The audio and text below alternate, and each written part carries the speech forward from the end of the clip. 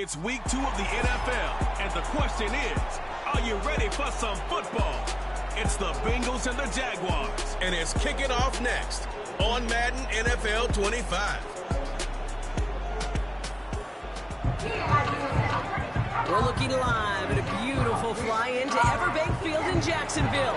Even if you close your eyes, Brock, you can still know exactly where you were by the rallying cry of the Jaguar faithful in the stands.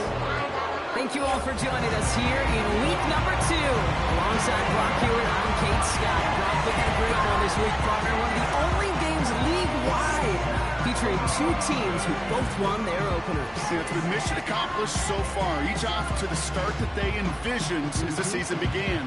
And while it's only week 2, whoever can come out of this one with a win and jump to 2-0 has everybody in their division looking up at them.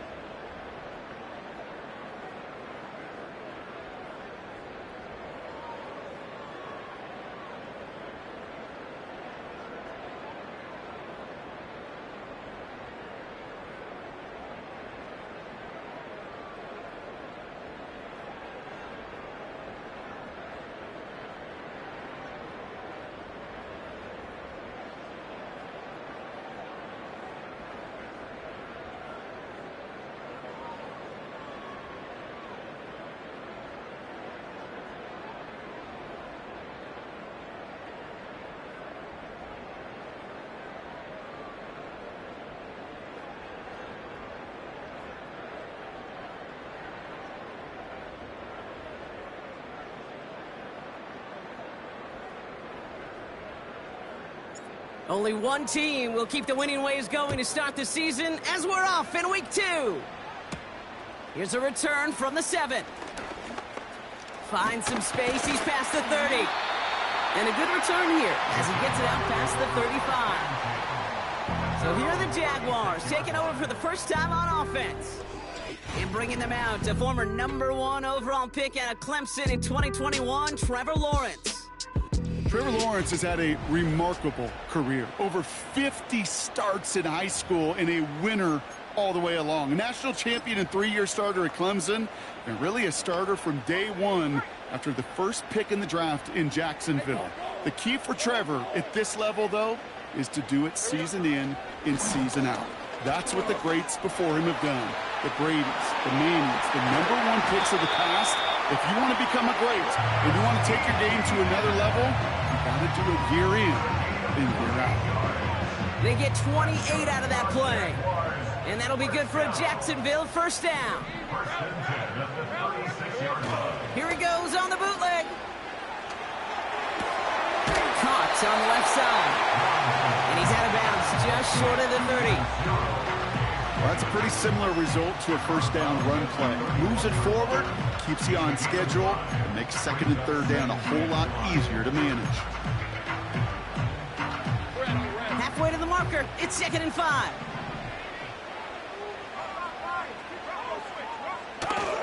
He'll give this up the middle to ETN. And he's going to get this to the 29 before he stops.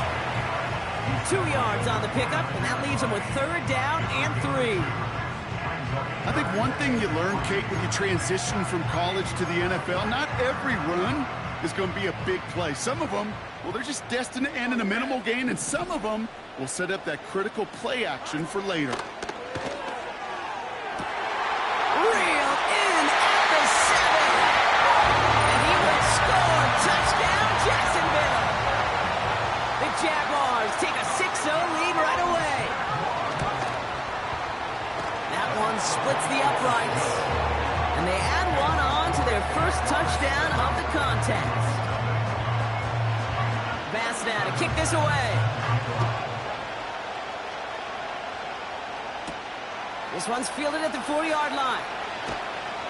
And he's brought down just inside the 25 on the return. So here come the Bengals, ready for their opening drive. They're led out by the legend over in LSU, the former #1 overall pick in 2020, Joe Burrow. When Joe Burrow's between the white lines, he's one of the game's best and most entertaining quarterbacks. He just has a cool factor that is the envy of so many. Nothing seems to bother them other than some injuries that unfortunately have ended seasons early. When he's on the field, timing, the anticipation, Kate, the precision with which he plays, he has very few peers. They'll run here on first down. And he pushes forward, but they don't get much there. Manages just a yard on first down. Now it's going to be 2nd and 9. You know, Kate, I like to call these body blows. Body blows. You got to be committed to running the football. Even if it doesn't move the chains, I guarantee you that wear and tear will pay dividends later. They'll come to the line here, 2nd and 9.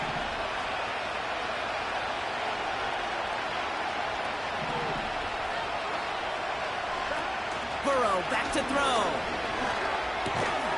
Moss hauls it in. And they get him right at the line of scrimmage. Jaguars with an extra defensive back out there, 3rd down.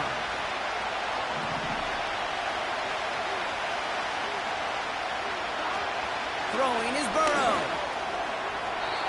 No luck on the connection. It's incomplete. So on 4th down, out runs J.K. Scott to send it skyward. And I imagine they were hoping they wouldn't need to bring him out so soon into this game.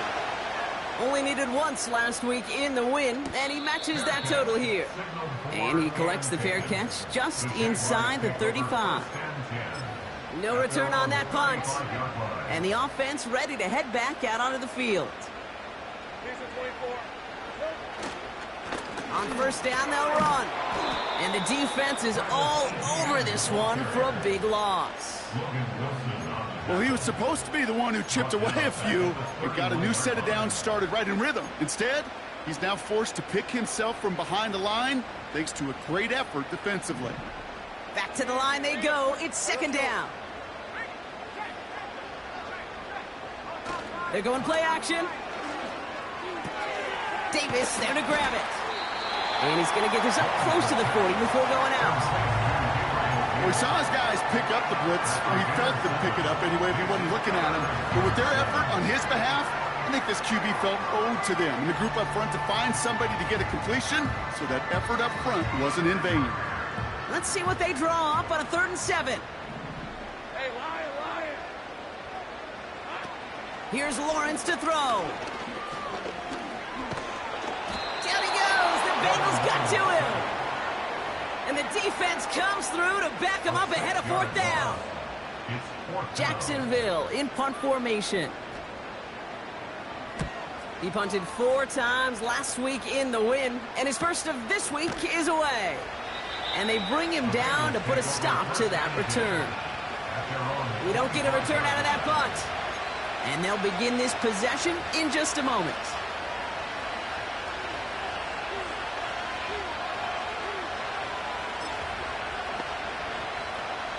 And the drive will start out with a 1st and 10.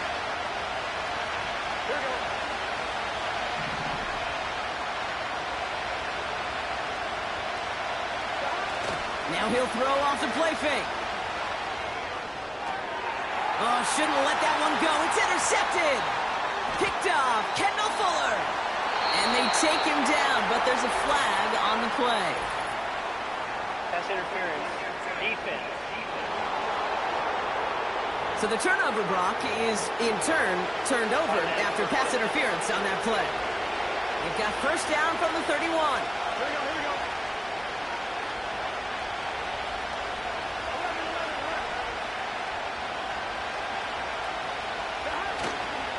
They'll try the left side with Moss. And he's brought down by a collective effort there. Only 1 yard on the carry. Now after the run, we see some trainers headed out for an injured player who was shaken up. They'll come to the line here, 2nd and 9.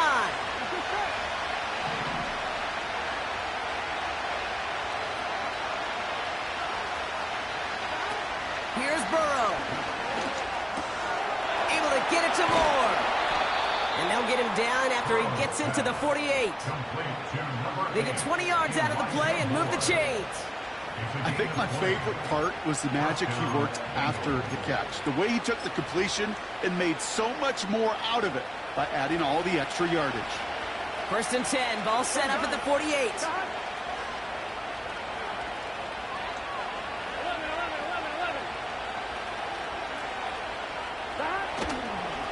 Up the gut, they go with Moss. And he'll come up with a gain of 3 on the run up the middle.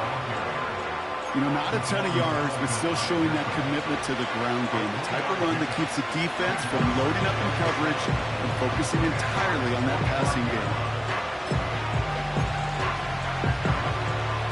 2nd down now, 7 to go. Here we go.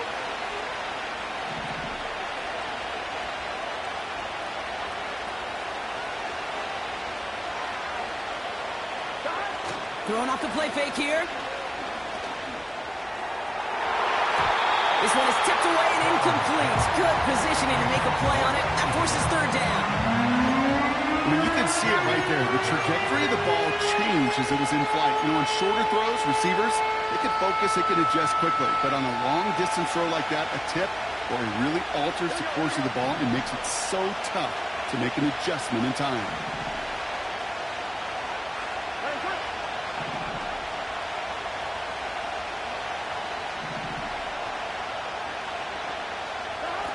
They'll throw on 3rd and long. That one's incomplete. Had the connection, but some stone hands got in the way there.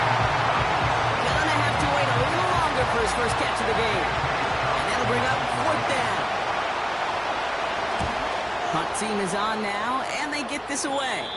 Same as a touchback here. Fair catch made at the 20. And punt...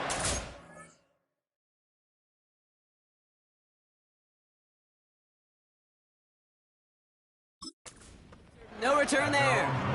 And that is where they'll start the next drive.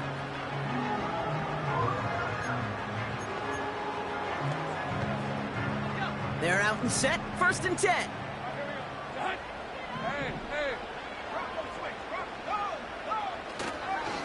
Inside handoff goes to Etienne. We get a look at his rushing numbers from last week here. What he was able to do in support of that win. 3 yards on the first down play, and that brings up 2nd and 7.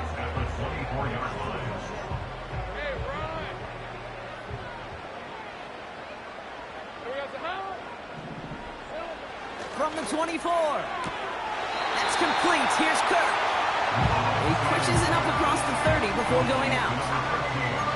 I know I can sound like a broken record when I talk about timing and getting the ball out on time and on rhythm, but these outcuts, it is so imperative, and the best of them make it look oh so easy. They will not get another play off. We're at the end of 1.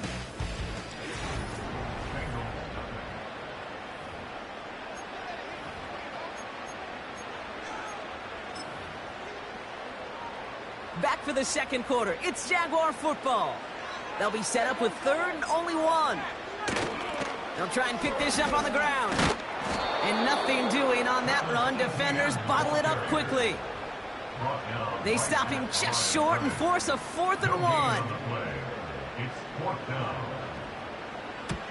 They bring on the punt team, and they get this kick away. This one returned for 11 yards. So now here comes the Bengals on offense. Now their last drive, not the one they want to replicate after they were forced to punt it away. Good starting field position awaits the Bengals as they get set for 1st and 10.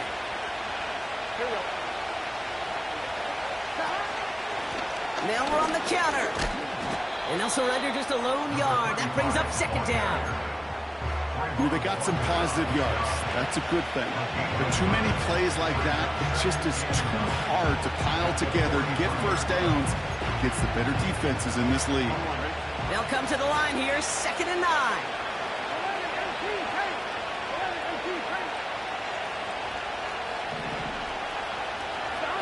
Throwing now, off play action. An all-around tough play for him. He took a shot on the release, and it definitely affected the throw. It's incomplete. This is why we hear about closing speed so often when you evaluate players. You know, once he senses the pressure, he's getting rid of that ball. It takes a player who can close quickly to get to him before it's released and alter that throw. No connection on the last play, and now it's 3rd down.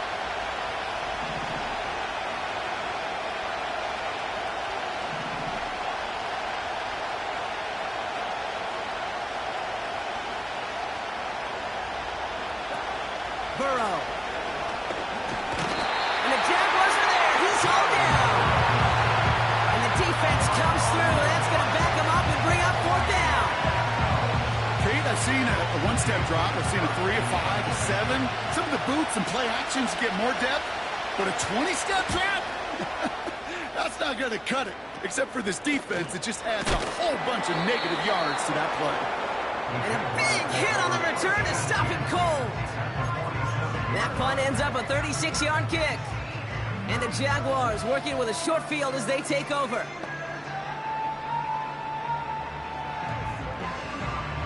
Football on that 47-yard line, 1st down. Lawrence to throw it. Rifles it, and it's caught. And he goes out a little short of the 40. That is the epitome of staying on schedule. That kind of completion right there on 1st down. Well, it opens up the entirety of the playbook for 2nd down. In the 3rd and short in your back pocket, you can get even more aggressive and take that shot. Encroachment, defense. So keep that 2nd and short play in your back pocket. So the penalty goes ahead and gives them the 1st. Automatic 1st down. 1st down, ball at the 36. They'll run here following the penalty. And he won't win the race to the outside. That run's bottled up at the line. No gain there that time, and it's 2nd and 10. At the 36-yard line. Shotgun snap, they're going to throw. And he finds the seam down the middle, complete. They get 22 on that one. And that's a Jaguar 1st down. That's good for a Jacksonville from the red zone now. Throw right side, and that one's hauled in. And this play reaches the 12-yard line before the stop is made. You know, Kate, over the years, I've heard defensive coordinators say, hey, you got to earn the right to rush the passer. You got to earn the right for me to call blitzes. And when you call a blitz and you don't get home and you don't hit the quarterback, you've earned nothing. Now Lawrence. And the cover just too good there. Didn't find a throw that he was confident in, so just throws it away. Third down coming up.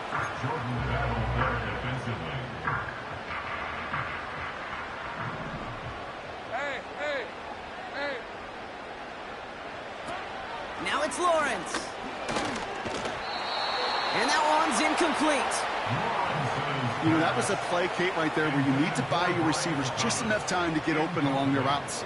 And your quarterback enough time to find and hit him with the throw. Time? Well, that's not what he had. O-line couldn't hold up, and it forces the incompletion. In that close, in the red zone, you know they're upset. They couldn't finish the drive with the touchdown. It's only half the points, but at least there's something to show for the possession. Here's a return from the 7. And he's brought down. The offense will come onto the field. The Cincinnati offense headed out now. They now trail by double digits after that last score, Brock. It's 10-0.